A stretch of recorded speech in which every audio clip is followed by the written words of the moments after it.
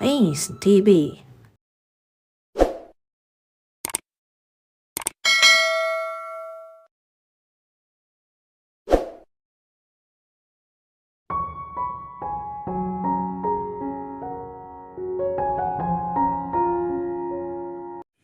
Pagkatapos ng isang linggo, ay lumabas muli sina Julia at David.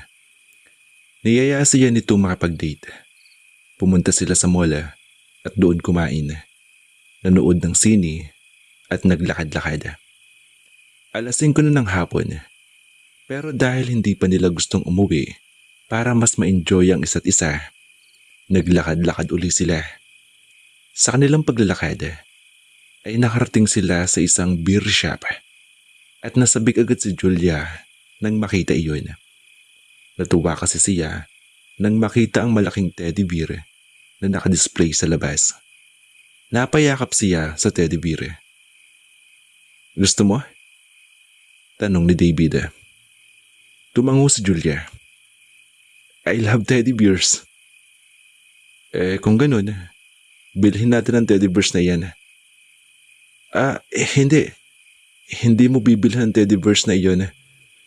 Agad napigil niya sa binata nang akmang pupunta ito sa counter. Bakit? Di ba gustong gusto mo ng teddy bear? You look so happy. And I want to make you happier by buying that and give it to you so you can hug it forever. Masyado ka nang maraming naibigay sa akin eh. Hindi lang sa akin kundi pati sa pamilya ko. Kabibili mo lang ng mga bagong laruan kina Gerald at Jerome nung nakaraan linggo. At ngayon, bumili ka uli. Mukhang mamahalan din yung bulaklak na bigay mo. Ayoko ng ganun, David.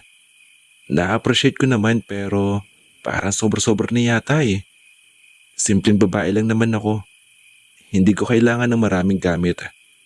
Oo, at natutuwa ako sa teddy bear. Pero hindi ibig sabihin nun, kailangan mo akong bilhan. Marami na akong ganito sa bahay. At kahit hindi man ganito kalaki, masaya na ako roon.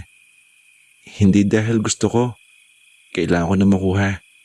Hindi naman lahat ng gusto ko kailangan eh. Mas prepare ko ang mga bagay na kailangan kaysa sa mga bagay na gusto. Sandaling natulala si David. Pagkatapos ay ngumiti.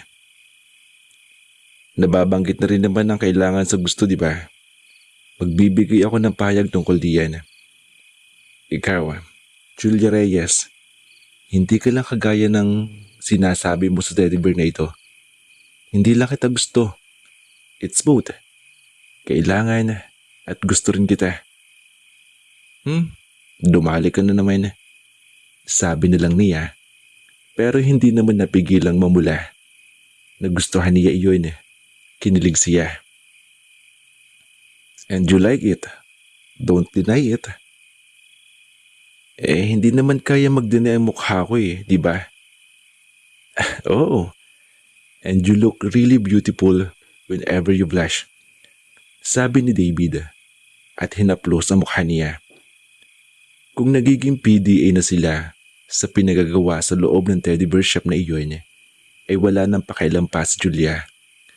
Parang may mga paru-paro na naglalaro sa tiyan niya sa hawak pa lang ni David at gusto niya iyon. Gusto ang mga pinaparamdam ng binata. Kapag magkasama nga lang sila, ay gusto pa rin niya iyon. Dumating ang alas 7 at hindi pa rin nila gustong mawalay sa isa't isa. Doon na rin sila nag-dinner para mapatagal pa ang date nila. Dinala siya nito sa isang restaurant sa loob din ng mall na iyon. Pero kahit masasabi na maganda at desente iyon, ay hindi nila masasabi ni David na ganun ang lahat ng tao na papasok. Paano kasi maingay ang nasa katabi nilang mesa na mukhang nagde-date din. Iyon nga lang, mukhang teenager pa ang mga ito. Maingay at nagpapalitan ng corny quotes. Gusto mo bang lumipat tayo? Tanong ni Julia sa binata. Umiling si David at ngumiti. Sa tingin ko nga, naaliw pa ako eh. Huwag mong sabihin na naaliw ka na pakinggan sa pagpapalitan ng balat ng dalawang yan. I don't find it corny. I find it amusing. Ikaw ba? Nagkipit balikat lang si Julia bilang sagot. Hindi mo gusto ang mga ganung banat? Napakamot sa ulo si David. Sayang. Gusto ko pa naman sanang gumawa ng para sa'yo. Seryoso? Kaya lang mukha namang ayaw mo kaya di subukan natin. Putol niya sa sinasabi ni David. Ngumiti si David. Sinalubong nito ang tingin niya. Matalino ka naman, di ba? Bakit hindi mo pa ako magawang sagutin? Ramdam niya na doble meaning iyon. Naiinip ka ba, David? Sandaling hindi nakapagsalita si David. Bumuntong hininga ito. Sorry. Nabigla lang ako. Kung ganun, seryoso ang banat na yon. Madalas na naiisip ko yun, oo. Ayoko namang isipin mo na naiinip ako. Pero sana maintindihan mo ang sitwasyon ko. Kinakabahan din ako sa mga ginagawa ko. Ito ang unang beses na ginawa ko ito at pakaramdam ko, nawawalan ako ng kumpiyansa sa sarili. Lalo na't hindi ko naman alam ang nararamdaman mo para sa akin. Wala kang sinasabi sa akin. Para akong nasa isang trial and error process. Naaalala ni Julia na nalagay rin siya sa ganung sitwasyon. Magsasalita na sa niya nang hawakan ni David ang kanyang kamay. Pero mong isipin yun na minamadali kita. Kaya ko naman na maghintay eh. Nabigla lang talaga ako. Kaya ko magtiis dahil gusto ko na maniwala na gusto mo rin ako. Pero kung hindi man, handa pa rin naman ako na ipaglaban ka. Gagawin ko ang lahat. At iyon hindi lang dahil sa gusto kita. Dahil iyon sa matindi sa pagkagusto nararamdaman ko sa'yo. Mahal na kita.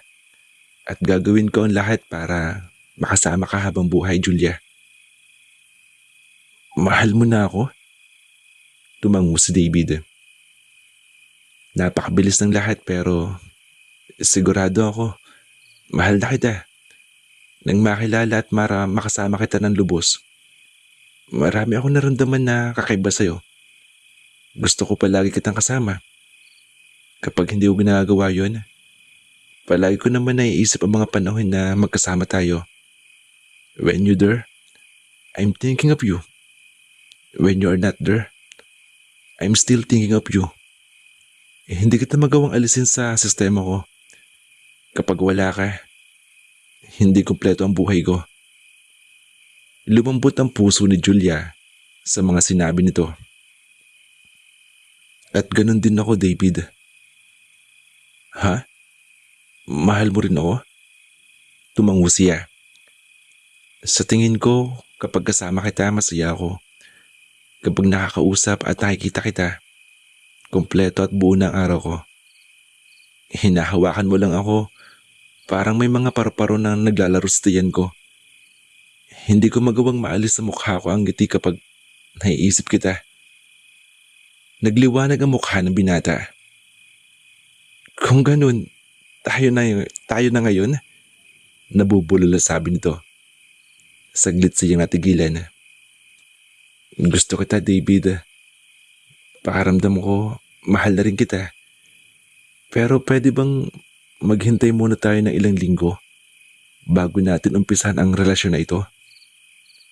Kumunot ang noo ni David. Anong ibig mong sabihin? Gusto ko sanang makapasa muna sa board exam bago ako magkaroon ng official na relasyon. Gusto ko munang maabot ang pangarap ko. Tumango ito. Naiintindihan ko. Pero papaano kung hindi ka makapasa? Alam ko na hindi ko dapat iniisip yun. Pero sinabi mo na mahal mo ako, David. Dapat pinagkakatiwalaan mo ako. Nakalabing sabi ni Julia. Tinitigan siya nito. Mamaya-maya ay ngumisi. I know it. I feel it. Papasa ka. At pareho nating makukuha ang isa't isa. Lumipas ang halos 2 buwan. Nanginig si Julia nang mabasa ang text message na kaklase niya. Lumabas na raw ang resulta ng board exam. Hindi niya inaasahan iyon dahil na rin wala pang 32 days ang nakalipas mula na mag-board exam sila. Pero iniisip na lang ni Julia na baka napaaga iyon kaya ganun. Hindi sinabi ng kaklase ni Julia kung nakapasa siya o hindi. Sa tansya niya ay isang group message ang text. Kinakabahan siya. Nagtitiwala siya sa sarili. Pero alam niyang pwede pa rin siyang bubagsak. Hindi muna sinabi ni Julia sa mga magulang ang balita. Umalis siya sa bahay at nagpunta sa pinakamalapit na computer shop para makita ang resulta. Ganun na lang ang pagtili niya na makita ang listahan sa kanyang pangalan. Hindi na niya inisip kung ano ang iisipin ng ibang tao. Teacher Julia Reyes. Pwede na niyang matawag ang sarili ng ganun. Natupad na niya ang pangarap. At bukod pa roon, magiging official na ang relasyon nila ni David. Boyfriend na niya si David dahil natupad na ang pangarap niya. Napakasaya niya. Umuwi agad siya para ipaalam sa pamilya ang magandang balita. Kagaya niya ay napakasaya rin ng mga ito. Niyakap siya ng mahigpit ng ina at ganun din na kanyang 2 kapatid. Proud daw ang mga ito sa kanya. Tinawagan ng kanyang nanay ang tatay niya para ipaalam ang magandang balita. Oh my God!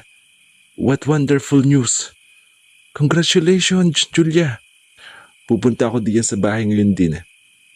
Bulalas ni David nang tawagan niya ito at sabihin ang magandang balita.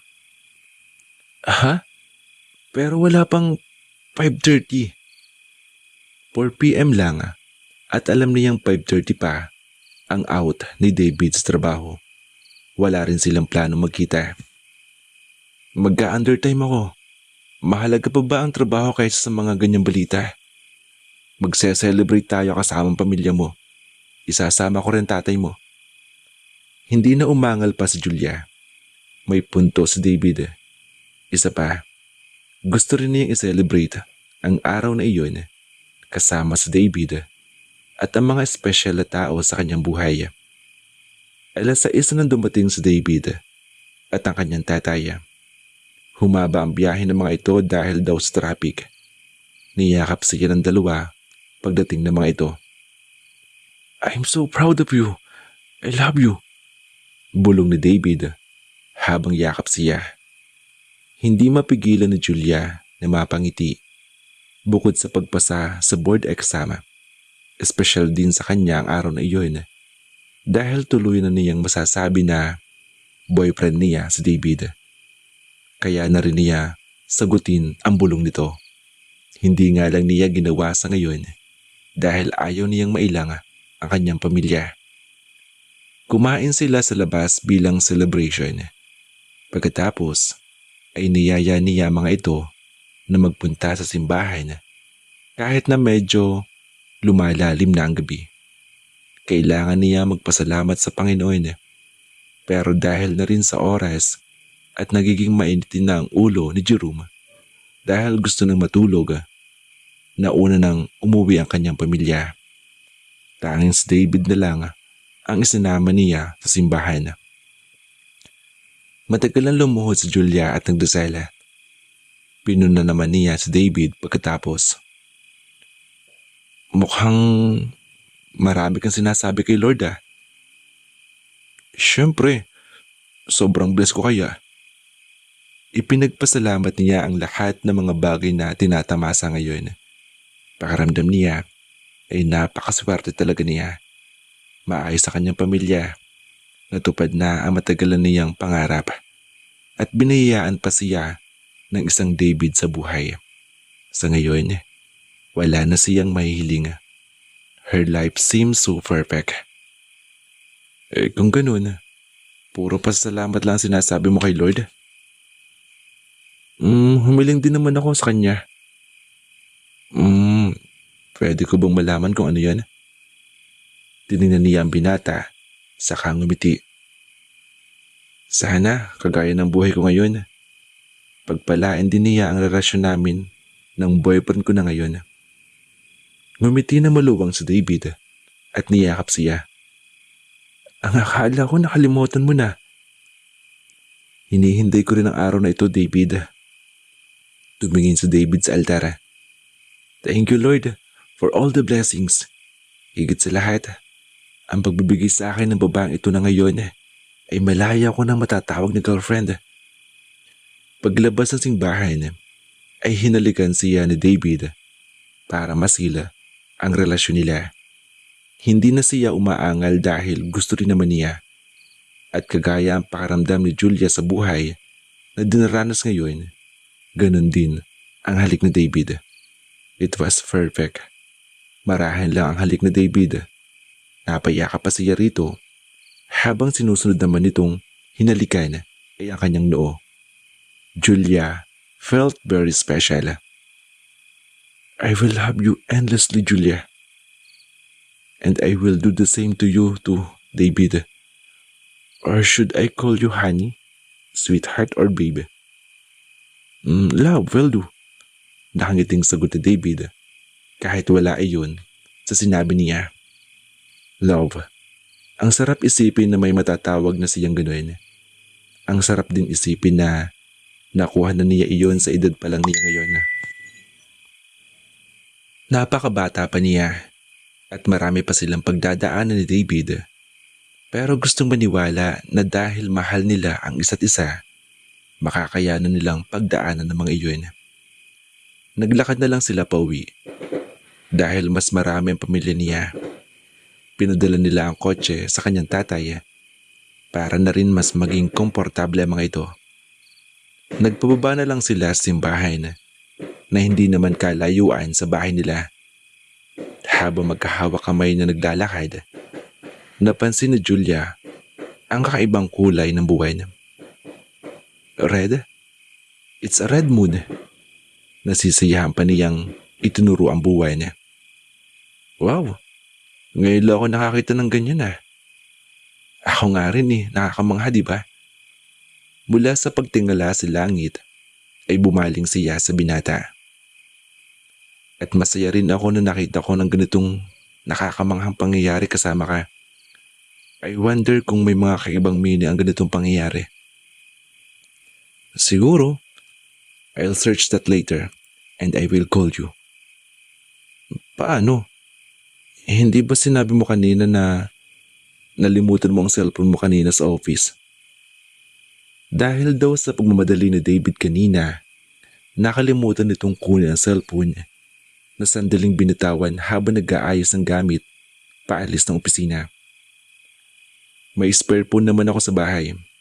I will still call you kapag nakauwi na ako. Hindi ko gustong pag-alalahin ng girlfriend ko, lalo na sa unang araw ng relasyon namin . At gusto kong gawin mo rin yan sa bawat araw ng relasyon natin . Oo naman, sa bawat araw na panghabang buhay ng relasyon natin. Sana ganito ang buhay araw-araw . Natatawa si David. Naiwan niya ang cellphone sa opisina, pero nagawa niyang ilagay sa baga ang kanyang iPad. Sa sobrang pagmamadali, hindi na niya inisip pa kung anong mailalagay sa baga. Dahil mahaba pa ang biyahe pabalik ng Maynila, napagpasya na lang niyang gamitin iyon para hindi mainip. Si Tatay Greg na ang nag-drive pa uwi dahil alam nitong pagod siya. Tatay Greg na ngayon ang tawag niya sa kanyang driver at ama ni Julia. Ngayon ay feel na niya iyon. Girlfriend na niya ang dalaga. Pagka-uwi sa bahay ni na Julia, ay ibinalita nila sa pamilya nito ang tungkol sa kanilang relasyon. Kagaya ng damdamin nila, Masayang masaya rin ang mga ito para sa kanila. It was a very special day indeed, especially when they saw a red moon. Naalala niya ang sinabi niya kay Julia na aalamin niya ang ibig sabihin niyon. Sinubukan niya mag-internet gamit ang iPad at naging matagumpay naman siya na mahanap ang ibig sabihin niyon, pero hindi kinatuwa ang nabasa. Sumisimbolo raw ang isang red moon na may hindi magandang pangyayari ang mga ganap. Sandaling ikinabahala iyon ni David. Hindi pala magandang ibig sabihin ng red moon, pero iniisip pa nila na special iyon. Pero bakit ba siya mababahala? Nagtitiwala siya kay Julia. Wala rin mangyayaring masama. Kakaumpisa lang nila. Hindi rin siya dapat nag-iisip ng gano'n. Mahal niya si Julia. Mahal na mahal. Hindi niya maisip ang araw na mawawala ito sa kanya. Hindi niya kaya. Sapat na ang mga dahilan na iyon para hindi siya mag-isip ng masama. He was blessed after all. Ano pa ang karapatan niya para mag-isip kung puro saya ang kanyang nararamdaman ngayon? Pero nang makabalik si David sa bahay nila, doon siya naniwala na totoo ang red moon. Natagpuan niya si Amanda na nakatayo sa labas ng gate ng bahay nila. Madilim na madilim ang mukha. Nilapitan siya nito at namutla si David nang maisip ang dahilan kung bakit ganun ang itsura nito. 15 araw ng buwan ngayon. Friendship Day nila. Ngayong araw ay isinaselebrate nila ang 5 taon ng pagbuo nila ng espesyal na araw na iyon. Hindi na nagtaka si David na sa halip na batiin ni Amanda ay isang malakas na sampal ang natanggap niya mula rito.